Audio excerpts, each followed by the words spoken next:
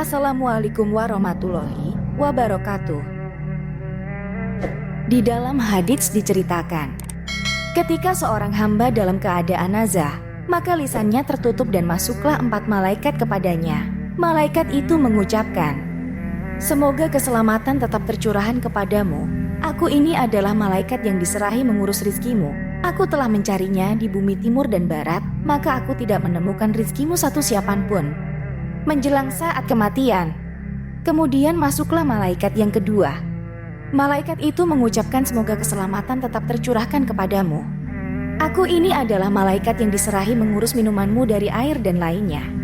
Aku telah mencarinya di bumi timur dan barat, maka aku tidak menemukanmu buatmu minuman dari air." Telah dekat saat kematian, kemudian masuklah malaikat yang ketiga. Malaikat itu mengucapkan, "Semoga keselamatan tetap tercurahkan kepadamu. Aku ini adalah malaikat yang diserahi mengurus nafasmu. Aku telah mencari di bumi timur dan barat, maka aku tidak menemukan satu nafas dari nafasmu." Kemudian masuklah malaikat yang keempat. Malaikat itu mengucapkan, "Semoga keselamatan tetap tercurahkan kepadamu. Aku ini adalah malaikat yang diserahi mengurus ajalmu. Aku telah mencari di bumi timur dan barat, maka aku tidak menemukan buatmu masa 1 jam. Kemudian masuklah malaikat kiraman katibin. Malaikat yang mencatat amal perbuatan manusia dari sisi kanan dan dari sisi kiri. Maka berkatalah malaikat yang ada di sisi kanan, "Semoga keselamatan tetap tercurahkan kepadamu. Aku ini adalah malaikat yang diserahi menulisi dengan kebaikan-kebaikanmu."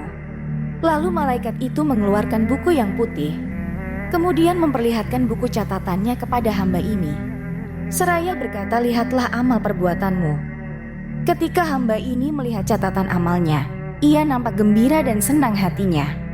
Dan berkatalah malaikat yang ada di sisi kirinya, "Semoga keselamatan tetap tercurahkan kepadamu. Aku adalah malaikat yang diserahi menulisi atas keburukan-keburukanmu." Lalu malaikat itu mengeluarkan buku yang hitam, kemudian memperlihatkan buku catatannya kepada hamba ini. Seraya berkata, "Lihatlah catatan amalmu itu." Maka mengalirlah keringatnya. Kemudian hamba ini melihat ke kanan dan kiri karena rasa takut membaca buku catatan amalnya. Maka malaikat itu memegang buku tersebut lalu dilemparkannya di atas bantal. Kemudian malaikat tadi berpaling terus pergi. Maka masuklah malaikat maut. Dari arah kanannya hamba ini ada malaikat rahmat, dan dari arah kiri hamba ini ada malaikat azab. Dan di antara manusia itu ada yang ditarik ruhnya dengan penarik, di antara manusia ada juga yang dicabut ruhnya dengan pencabut, dan di antara manusia ada yang diluluskan ruhnya dengan penghulus yang kuat.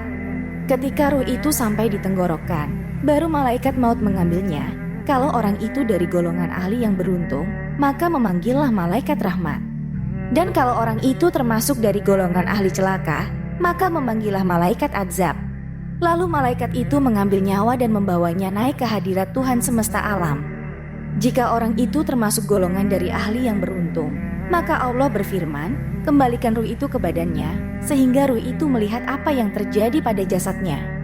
Kemudian malaikat itu turun bersama-sama ruh. Kemudian para malaikat meletakkan ruh itu di tengah rumah.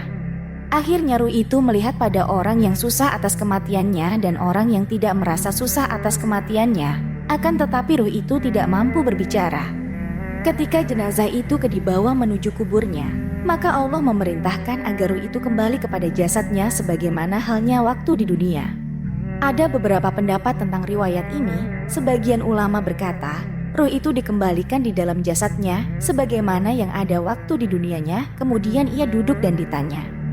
Sebagian ulama berkata, adanya pertanyaan itu kepada ruh, tidak kepada jasadnya. Sebagian ulama yang lain berkata, ruh itu masuk ke dalam jasadnya sampai ke dadanya. Ulama yang lain berkata, adanya ruh itu berada antara jasad dan kain kafannya. Dalam setiap pendapat itu, ada keterangan dari beberapa atasan pendapat atau perkataan sahabat dan hadits sahih. Menurut ahli ilmu agar seorang hamba mengakui adanya siksa kubur dan tidak tersibukkan oleh bagaimana keadaan mayit itu. Awal yang menyebabkan selamat dari siksa kubur, Abu Alaits berkata, barang siapa yang menghendaki agar selamat dari siksa kubur, maka wajib baginya agar menetapkan 4 perkara dan menjauhi 4 perkara. Adapun 4 perkara yang harus ditetapi itu, antara lain, Memelihara sholat, sedekah, membaca Al-Quran dan membaca tasbih, sesungguhnya perkara ini bisa menerangi kubur dan melapangkan kubur. Adapun 4 perkara yang harus dijauhi antara lain, berdusta, berkhianat, mengadu domba dan kencing di badan.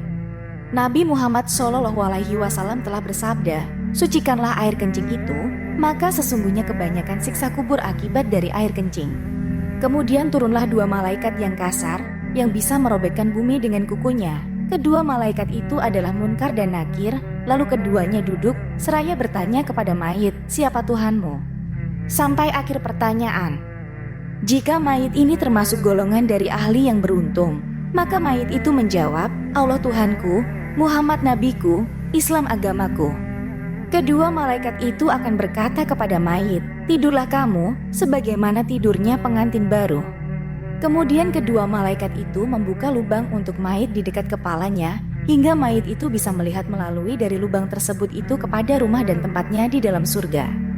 Akhirnya kedua malaikat itu kembali bersama ruh ke langit dan menjadikan ruh tersebut berada di dalam lampu gantung yang digantungkan di Arasy.